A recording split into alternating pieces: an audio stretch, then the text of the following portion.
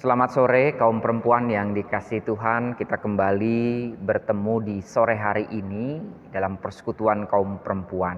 Dan semoga di sore hari ini kaum perempuan GKP Cawang secara khusus ada dalam kondisi sehat. Kita akan merenungkan firman Tuhan di sore hari ini. Dan perenungan firman Tuhan di sore hari ini diambil dari kitab Kejadian pasal 40 ayat 1 sampai dengan ke-23. Jadi kaum perempuan di rumah bisa menyiapkan Alkitabnya. Kita membuka kitab Kejadian pasal 40 ayat 1 sampai dengan ke-23. Namun sebelum itu, mari kita bersama-sama bersatu di dalam doa untuk meminta pertolongan Tuhan. Mari kita berdoa. Kami bersyukur ya Tuhan untuk persekutuan di sore hari ini, di mana kaum perempuan GKP Cawang bersama-sama menghayati hadirat Tuhan melalui persekutuan kaum perempuan, di mana kami sebentar lagi akan membaca dan merenungkan firman Tuhan. Dan kami sungguh meyakini walaupun kami terpisah jarak satu dengan yang lain, namun Engkau hadir di tengah-tengah kami. Maka kami memohon pertolongan Tuhan, kiranya Engkau mengurapi kami dengan kuasa Roh Kudus, sehingga kami beroleh hikmat, agar kami memahami firman Tuhan dan diberikan kekuatan untuk bisa melakukannya di tengah-tengah kehidupan kami, sehingga kami terus bisa bertumbuh dalam iman dan kami pun menjadi saluran berkat bagi banyak orang. Tuntun kami ya Bapa, di dalam nama Tuhan kami Yesus Kristus kami berdoa. Amin. Baik kaum perempuan yang dikasihi Tuhan, Kejadian pasal 40 ayat 1 sampai dengan yang ke-23. Lembaga Alkitab Indonesia memberikan judul Mimpi Juru Minuman dan Juru Roti. Sesudah semuanya itu terjadilah bahwa juru minuman Raja Mesir dan juru rotinya membuat kesalahan terhadap tuannya Raja Mesir itu. Maka murkalah Fir'aun kepada kedua pegawai istananya, kepala juru minuman dan kepala juru roti itu. Ia menahan mereka dalam rumah kepala pengawal raja, dalam penjara tempat Yusuf dikurung. Kepala pengawal raja menempatkan Yusuf bersama-sama dengan mereka untuk melayani mereka. Demikianlah mereka ditahan beberapa waktu lamanya. Pada suatu kali bermimpilah mereka keduanya, baik juru minuman maupun juru roti Raja Mesir yang ditahan dalam penjara itu. Masing-masing ada mimpinya pada satu malam juga, dan mimpi masing-masing itu ada artinya sendiri. Ketika pada waktu pagi Yusuf datang kepada mereka, segera dilihatnya lah mereka bersusah hati. Lalu ia bertanya kepada pegawai-pegawai istana Fir'aun yang ditahan bersama-sama dengan dia di dalam rumah tuannya itu, "Mengapakah hari ini mukamu semuram itu?" Jawab mereka kepadanya, "Kami bermimpi tetapi tidak ada orang yang dapat mengartikannya." Lalu kata Yusuf kepada mereka, "Bukankah Allah yang menerangkan arti mimpi? Ceritakanlah kiranya mimpimu itu kepadaku." Kemudian juru minuman itu menceritakan mimpinya kepada Yusuf. Katanya, "Dalam mimpiku itu tampak ada pohon anggur di depanku. Pohon anggur itu ada 3 carangnya dan baru saja pohon itu bertunas. Bunganya sudah keluar dan tanda-tandanya penuh buah anggur yang ranum. Dan di tanganku ada piala Fir'aun. Buah anggur itu kuambil lalu kuperas ke dalam piala Fir'aun. Kemudian kusampaikan piala itu ke tangan Fir'aun." Kata Yusuf kepadanya, "Beginilah arti mimpi itu.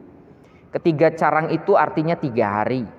Dalam 3 hari ini Fir'aun akan meninggikan engkau dan mengembalikan engkau ke dalam pangkatmu yang dahulu. Dan engkau akan menyampaikan piala ke tangan Fir'aun seperti dahulu kala, ketika engkau jadi juru minumnya." Tetapi ingatlah kepadaku apabila keadaanmu telah baik nanti, tunjukkanlah terima kasihmu kepadaku dengan menceritakan hal ihwalku kepada Fir'aun, dan tolonglah keluarkan aku dari rumah ini. Sebab aku diculik begitu saja dari negeri orang Ibrani, dan di sini pun aku tidak pernah melakukan apa-apa yang menyebabkan aku layak dimasukkan ke dalam liang tutupan ini. Setelah dilihat oleh kepala juru roti betapa baik arti mimpi itu, berkatalah ia kepadanya, aku pun bermimpi juga, tampak aku menjunjung 3 bakul berisi panganan. Dalam bakul atas ada berbagai macam makanan untuk Fir'aun, buatan juru roti, tetapi burung-burung memakannya dari dalam bakul yang ada di atas kepalaku. Yusuf menjawab, beginilah arti mimpi itu, ketiga bakul itu artinya 3 hari.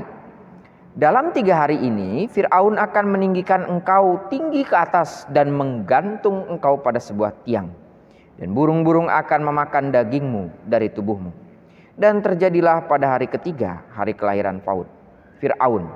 Maka Fir'aun mengadakan perjamuan untuk semua pegawainya. Ia meninggikan kepala juru minumnya dan kepala juru roti itu di tengah-tengah para pengawalnya.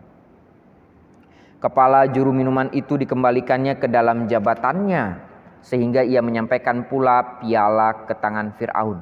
Tetapi kepala juru roti itu digantungnya, seperti yang ditakbirkan Yusuf kepada mereka. Tetapi Yusuf tidak diingat oleh kepala juru minuman itu, melainkan dilupakannya. Demikian pemberitaan firman Tuhan. Baik kaum perempuan yang dikasihi Tuhan, saya memiliki sebuah video yang kita bisa saksikan bersama. Silakan.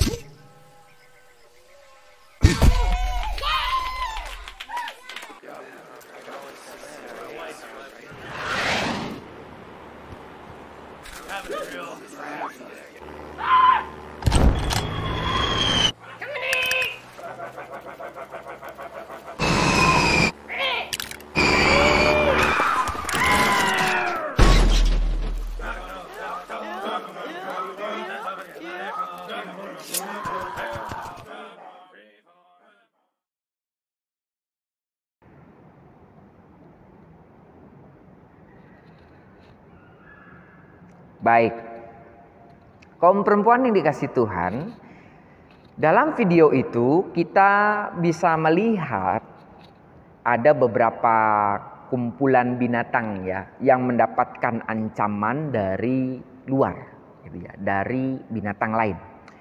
Namun menarik bahwa dalam video itu ketika ada yang kesusahan, ada yang tertinggal, itu tidak dibiarkan ditinggal sendiri, namun justru teman-temannya menolong. Sehingga ketika teman-temannya menolong, maka itu juga menjadi keselamatan bukan saja yang dialami oleh salah satu binatang itu, tapi juga menjadi keselamatan oleh kelompok binatang tadi, karena bersama-sama saling menolong untuk bisa mengatasi tantangan pergumulan yang ada. Dan di situ kalau kita lihat ada yang punya inisiatif lebih dahulu untuk menolong ya temannya di tengah-tengah kesulitan yang ada. Dia bisa saja pergi begitu saja. Tapi karena melihat ada kesamaan, bicara kesamaan bahwa ya itu sama-sama binatangnya sama gitu ya. Dan tentunya juga dia melihat bahwa ada temannya yang menderita, ada temannya membutuhkan pertolongan, dia sebagai pihak yang punya kesempatan, punya kemampuan untuk menolong, maka dilakukannya itu sehingga juga menyelamatkan. Nah, kaum perempuan yang dikasih Tuhan, berkaca dari video tadi, di mana binatang itu juga hidup dalam sebuah kehidupan komunitas bersama-sama, dan di situ tercermin saling tolong-menolong, maka begitu pula seharusnya yang dilakukan kita sebagai manusia. Terlebih bahwa kita hidup di dalam sebuah persekutuan. Ya. Di mana hakikatnya kehidupan persekutuan tentunya bukan hanya bicara terkait dengan memikirkan diri sendiri, namun juga menolong orang yang lain, menolong pihak lain, karena menghayati kehidupan bersama, tidak egois, tidak menyelamatkan hanya diri sendiri, tapi juga yang lain. Ini juga yang diceritakan, dikisahkan dalam bagian Alkitab yang kita baca, kisah Yusuf. Kita tahu bahwa Yusuf mengalami penderitaan yang sebenarnya pun dia tidak lakukan. Ya, maksudnya penderitaan yang dialaminya itu bukan buah dari apa yang menjadi tindakannya. Namun ternyata dia harus mengalami itu. Dimulai dari dijahati oleh saudara-saudaranya, dijual, dijadikan budak, bahkan difitnah. Sampai pada saat ataupun sampai pada kondisi Yusuf harus dipenjara, ya, di Mesir. Nah, ketika di penjara di Mesir, di sini dikisahkan Yusuf ini ada dalam satu sel dengan pegawai istana, di mana ada dua pegawai istana ini ada kesalahan terhadap Firaun, kemudian dimasukkan ke sel. Pegawai ini itu adalah juru minum raja dan juru roti. Nah, ini punya kesalahan kepada Firaun, kemudian jadi satu ruang ya dengan Yusuf di sana. Nah, kemudian dalam suatu pagi nampaknya juru minuman dan juru roti ini terlihat muram mukanya, tidak seperti biasanya. Ya, karena Yusuf ini kan karena sudah tinggal bersama-sama dengan si juru minum dan juru roti ini ya dalam satu sel, dia tahu berarti ya mimik mukanya seperti apa, kesehariannya seperti apa. Dan di suatu pagi raut wajah mereka itu berbeda. Ada kemuraman, kesedihan, mungkin juga kebingungan atau bahkan ketakutan. Ya, jadi pokoknya nggak biasanya aja ya. Nah, di situ karena kepekaan Yusuf dengan kondisi yang dialami oleh teman seselnya, ya, maka dia bertanya. Dia tidak melengos begitu aja atau apa ya, seolah-olah apatis, tidak peduli gitu ya dengan apa yang ditampilkan oleh mimik muka dan gestur tubuh dari juru roti dan minuman ini. Terlihat muram, dan tanpa kata-kata dari juru roti dan minuman, aku ini adik apa gitu kan, atau lagi apa, Yusuf terlebih dahulu berinisiatif menanyakan, kenapa mukamu muram gitu. Ketika di sini diungkapkan di ayat ke-7 ya, mengapakah hari ini mukamu semuram ini, segalau ini gitu kan. Jadi kelihatan ya sama Yusuf. Dan sebelum juru makan dan juru minum ini menyampaikan itu, Yusuf terlebih dahulu bertanya. Kan itu bentuk perhatian ya. Bentuk perhatian, bentuk kepekaannya, kamu kenapa mukanya kok muram sekali? Dan di sini tidak berhenti pada saat itu. Ketika seseorang bertanya mengapa, apa yang terjadi denganmu, itu berarti kan orang tersebut sudah membuka kesediaan dirinya untuk bisa menjadi teman cerita, teman menyampaikan keluh kesah ya ketika ditanyakan seperti itu. Jadi sudah siap di sana Yusuf juga. Nah, di sini ketika ditanya seperti itu, jawab mereka, kami bermimpi tapi tidak ada orang yang bisa mengartikan mimpi yang saya alami. Nah, kemudian Yusuf bilang sama mereka, loh, masalah mimpi itu kan Allah yang punya kuasa untuk mengartikannya. Di sini dibilang begitu. Allah yang menerangkan arti mimpi.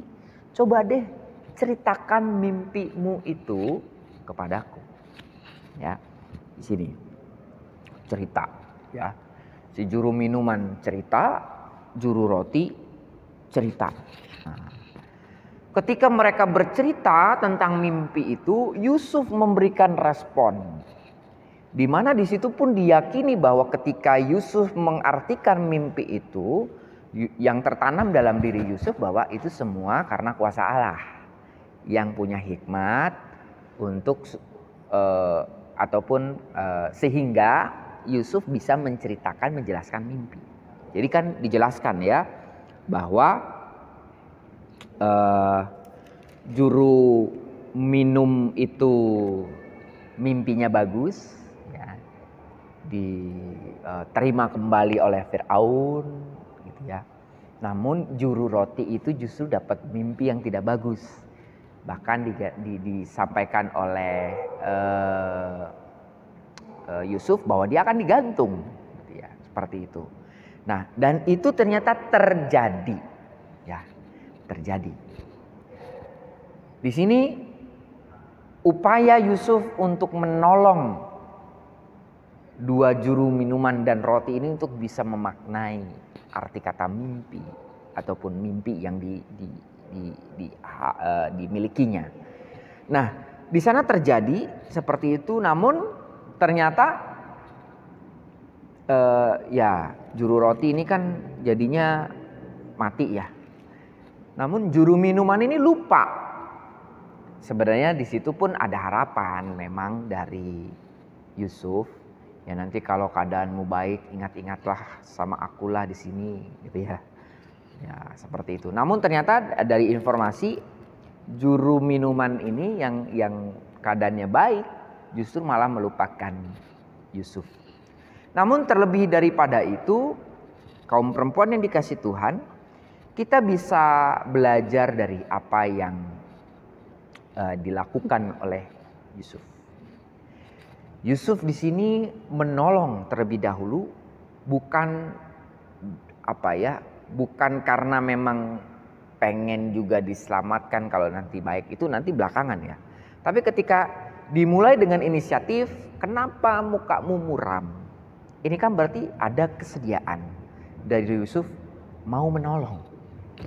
Tulus, ya. Tulus mau menolong, mau mendengar. Kira-kira dengan apa yang dikisahkan, diceritakan itu apa yang saya bisa tolong, ya, ketika ditanyakan. Dan di sini Yusuf benar-benar menolong, ya, dengan menceritakan apa yang menjadi mimpi juru minum dan juru roti itu. Diberikan penjelasan sehingga mereka pun tenang, ataupun mereka pun bisa berpikir kira-kira apa yang akan saya lakukan setelah itu, ya. Dan di sini Yusuf memberikan pertolongan, tidak melihat bahwa mungkin juru minuman, juru roti ini mungkin orang yang sebangsa dengan dia. Dia tidak melihat itu. Tapi yang dia lihat adalah dua orang ini ada bersama-sama dengan saya di sel, di penjara. Ada dalam situasi yang memang kondisinya tidak baik. Dan di dalam kondisi ketidakbaikan itu, maka Yusuf menyadari,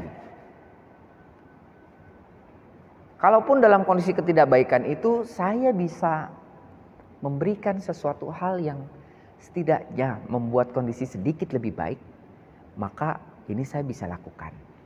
Menolong. Dan dalam upaya menolong itu menarik bahwa Yusuf di sini dalam upaya tindakan pertolongannya itu bukan saja menjadi berkat buat juru minum dan juru roti sehingga mereka bisa memahami arti kata mimpi itu, tapi ternyata dengan apa yang dilakukan oleh Yusuf menolong, Yusuf menjadi saksi Allah akan kuasa Allah yang mampu bisa memberikan hikmat dalam mengartikan mimpi. Ketika di sini kan diungkapkan, bukankah Allah yang menerangkan arti mimpi? Dan di sana Yusuf bertindak dengan didasari Allah yang sebenarnya memberikan tuntunan arti kata mimpi ini bukan saya loh, Allah loh, Allah yang saya percaya, Allah yang saya sembah loh. Nah, ini kan bentuk kesaksian. Menuntun orang lain untuk bisa meyakini Allahnya Yusuf ini sebagai Allah yang maha kuasa. Dan di sana terjalin relasi yang baik. Walaupun dalam kondisi yang mungkin tidak baik ya, di tengah-tengah penjara, di tengah-tengah kurungan, tidak mengenakan. Namun dengan pertolongan, dengan upaya menolong, setidaknya ada hal yang baik yang bisa dirasakan. Jadi berkat sekaligus jadi saksi. Nah, kaum perempuan yang dikasih Tuhan, maka sebenarnya kita diingatkan kembali melalui firman Tuhan, melalui kesaksian kisah Yusuf ini ya. Di tengah-tengah situasi yang sulit pada saat itu, namun tetap bisa dimampukan untuk menolong orang lain dengan dasar dan pijakan Allah yang berkuasa di sana. Maka itu pun menjadi pesan buat kita semua, pesan untuk kaum perempuan pada saat ini. Di mana kita masing-masing termasuk kaum perempuan itu juga diutus Tuhan untuk menjadi saluran berkat bagi orang lain dengan cara menolong, dengan cara membantu. Terlebih situasi pada masa pandemi ini dan khususnya kaum perempuan yang dikasih Tuhan, di hari Rabu yang lalu kita memperingati hari Kartini, tanggal 21 April. Itu juga sebenarnya bentuk ya bagaimana kaum perempuan bisa menolong sesamanya pada saat itu.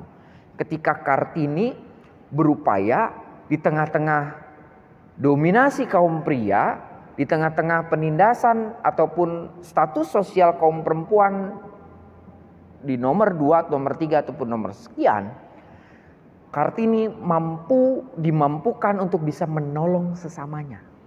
Menolong sesama kaum perempuan dengan pendidikan, dengan keterampilan sehingga membebaskan di sana. Walaupun ya karena sama-sama kaum perempuan kan sama-sama juga tidak ataupun dipandang warga kelas 2 gitu ya. Ada marginalisasi di sana. Namun marginalisasi itu tidak membuat Kartini pada saat itu justru ya udahlah terima aja, ya udah saya nggak bisa nolong teman-teman perempuan yang ini karena saya juga tertindas, karena saya juga ada dalam kesulitan. Tapi tidak, kesempatan itu justru diberikan ataupun dipergunakan Kartini untuk bagaimana caranya saya bisa menolong sesama saya, menolong orang-orang yang juga tertindas. Nah, ini menjadi tuntunan juga bagi kita pada saat ini, khususnya para kaum perempuan ya, dengan menghayati Kartini yang baru menjadi saluran berkat Tuhan bagi yang lain. Maka kita diajak untuk sama-sama juga mau bisa ataupun bisa menolong orang lain, walaupun bisa jadi situasi kondisi kita sedang tidak dalam keadaan baik ya. Yusuf kan sebenarnya tidak dalam keadaan baik ya. Dia juga bergumul dengan kondisi pribadinya. Dia dijahati oleh saudara-saudaranya, menderita, difitnah dan segala macam. Namun karena Allah, dimanapun Yusuf ditempatkan, Yusuf menjadi saluran berkat buat yang lain dengan cara menolong orang lain. Maka ini kita diingatkan sama-sama. kaum perempuan jangan pernah merasa bahwa aduh, saya nolongin orang ya, padahal saya sendiri juga perlu ditolong. Mendingan saya ditolongin dulu deh, daripada saya nolongin orang. Saya kan pada saat ini juga ada dalam kondisi pergumulan, masa saya harus nolong orang lain yang lagi bergumul? Saya pada saat ini sedang ada masalah, saya dong yang harusnya didengerin. Ngapain saya dengerin orang lain yang berkeluh kesah? Lebih baik saya yang justru didengarkan orang lain, kan saya yang punya masalah. Ngapain saya harus nolongin orang lain? Nah, maka kita belajar bersama-sama sikap-sikap seperti itu harus dibuang. Sikap-sikap seperti itu harus disisihkan dengan melihat kuasa Tuhan besar di dalam kehidupan kita. Apapun kondisi yang kita hadapi. Kalau kita mau bersedia untuk menolong orang lain dengan keterbatasan apapun yang kita miliki, dengan keterbatasan apapun yang ibu-ibu ataupun kaum perempuan miliki, ketika itu diniatkan, oh saya mau nolong orang dengan keterbatasan saya, ya sudah. Maka di situ pun Tuhan bekerja. Tuhan berkarya di sana. Bukan saja menolong orang lain, tapi juga menolong diri kita sendiri, gitu ya. Jadi ada ungkapan bahwa ketika kita menolong orang lain, sebenarnya kita menolong diri kita sendiri. Ya. Nah, ini yang perlu kita hayati bersama. Apalagi di tengah-tengah kondisi pada masa pandemi pada saat ini. Ya, seringkali kita terhambat dengan itu tadi, dengan berbagai macam hal keterbatasan, kekurangan, pergumulan. Oh, saya dong yang seharusnya ditolong. Ngapain saya nolongin orang lain? Maka di dalam Tuhan, pemikiran-pemikiran itu seharusnya tidak ada. Ya. Namun justru kita harus meyakini, mengimani Tuhan tetap memakai kita di tengah-tengah pergumulan, tantangan yang kita hadapi. Dan justru ketika kita menolong orang lain, karya Tuhan juga berkarya bagi orang lain, maka karya Tuhan juga berkarya buat kita. Kita lihat nih selanjutnya apa yang terjadi. Ketika Yusuf menolong juru minuman, mengartikan mimpi, itu kan kedengaran sama pegawai istana. Si Fir'aun punya mimpi juga. Ternyata yang dipanggil siapa? Yusuf. Bayangkan kalau Yusuf pada saat itu tidak memberikan pertolongan, tidak melakukan yang terbaik, ya mungkin orang juga oh kayaknya ke sana aja deh, ya nggak akan pernah terdengar. Namun justru dari situ menjadi saksi, membuka jalan untuk karya Tuhan selanjutnya. Maka kita juga dipakai untuk itu. Kaum perempuan Tuhan pakai untuk itu, untuk merancangkan damai sejahtera, bahkan ya pertolongan buat orang lain.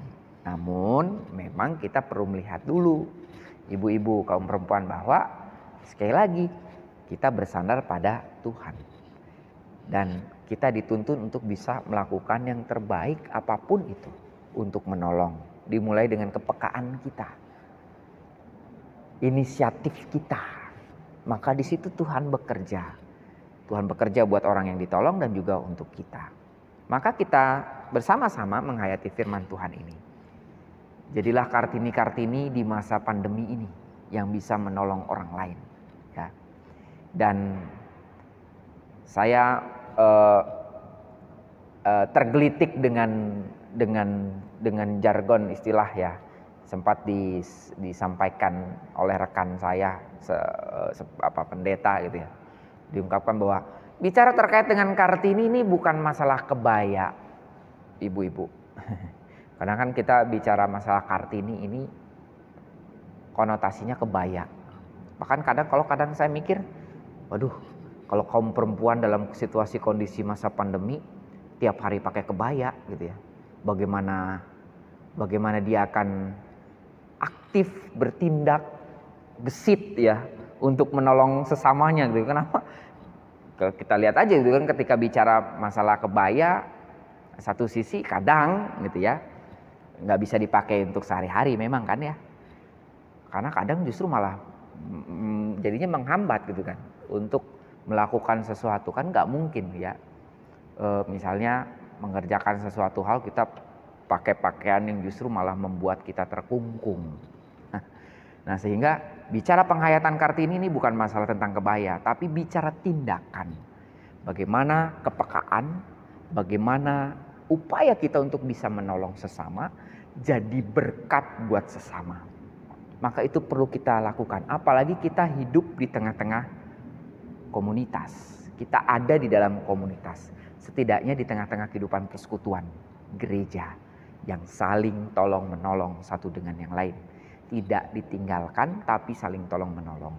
Komunitas masyarakat, kita bersama-sama menghadapi masa pandemi, maka kaum perempuan juga bisa melakukan banyak hal untuk menolong orang lain, untuk menolong orang-orang di sekitarnya dengan apa yang bisa dilakukan, dan yakin di situ kaum perempuan bisa menjadi berkat. Dan di situ juga Tuhan menolong kita semua. Kiranya Tuhan Yesus memberkati kita semua. Amin.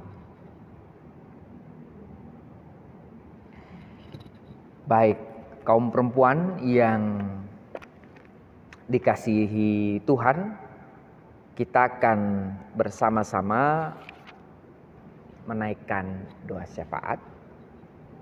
Kita berdoa agar firman Tuhan yang kita renungkan bersama ini juga memberikan kekuatan buat kita, supaya kita bisa melakukannya di tengah-tengah kehidupan ini. Mari kita bersatu diri dalam doa. Mari kita berdoa.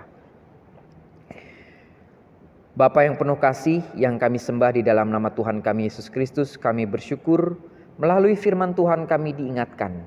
Bahkan dalam memaknai hari Kartini, kami diingatkan, khususnya kaum perempuan diingatkan kembali untuk juga mau berbela rasa saling menolong satu dengan yang lain.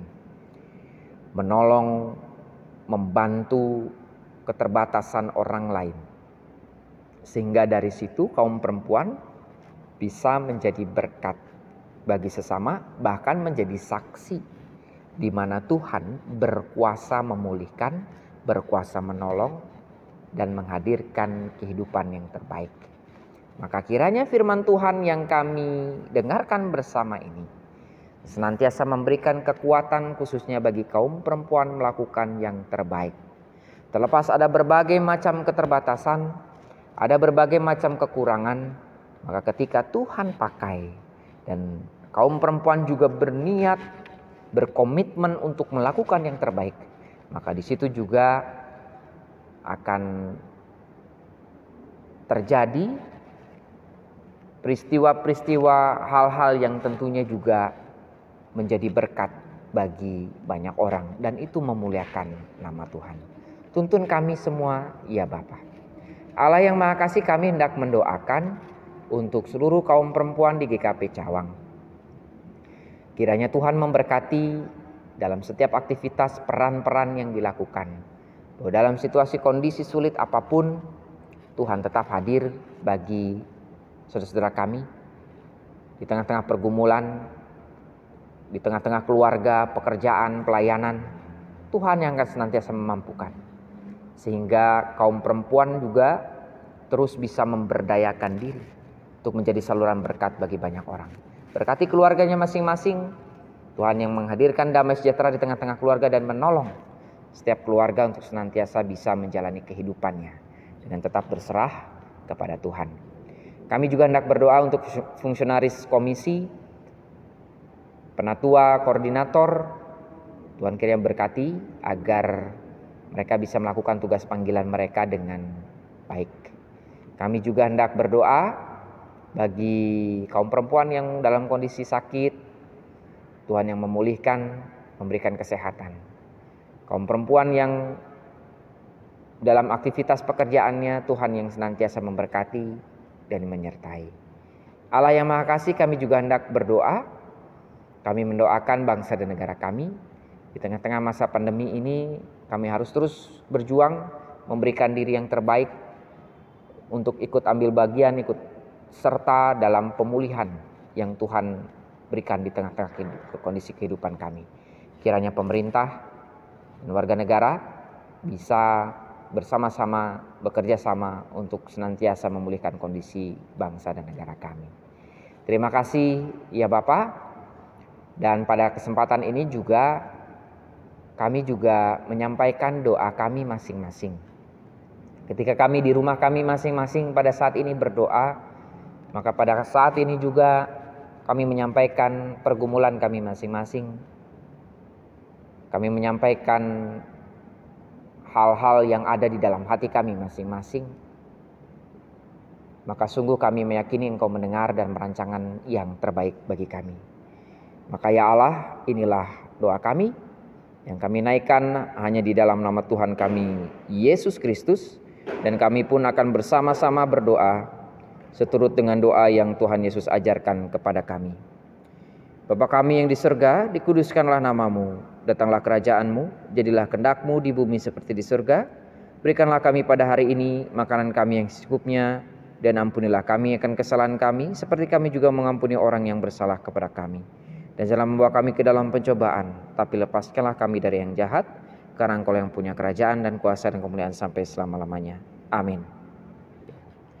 Baik kaum perempuan yang dikasihi Tuhan, kita akan mengakhiri pertemuan persekutuan kita di sore hari ini. Maka jadilah pelaku firman Tuhan di tengah-tengah kehidupan kita dalam setiap peran kita. Maka jadilah berkat, tolonglah orang lain. Maka di situ juga Tuhan akan memberikan kekuatan bagi kita dalam menjalani kehidupan ini. Bahkan menjadi berkat, memuliakan nama Tuhan. Maka kini terimalah berkat Tuhan. Kasih karunia dan damai sejahtera dari Allah Bapa, Anak, dan Roh Kudus menyertai dan memberkati kaum perempuan GKP Cawang dari hari ini sampai dengan selama-lamanya. Amin.